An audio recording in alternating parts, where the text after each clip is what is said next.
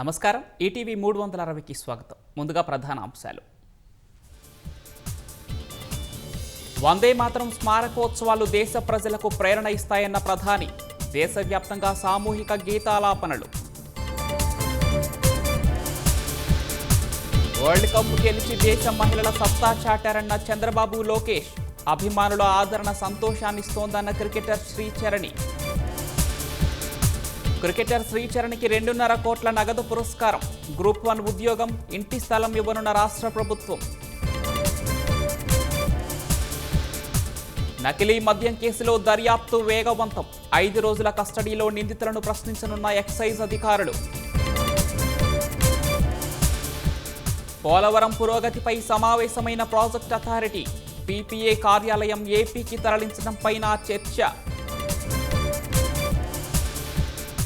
వీధి కుక్కలను షెల్టర్లకు తరలించాలన్న సుప్రీంకోర్టు. బహిరంగ ప్రదేశాల్లోకి రాకుండా ప్రత్యేక డ్రైవ్ చేపట్టాలని ఆదేశం.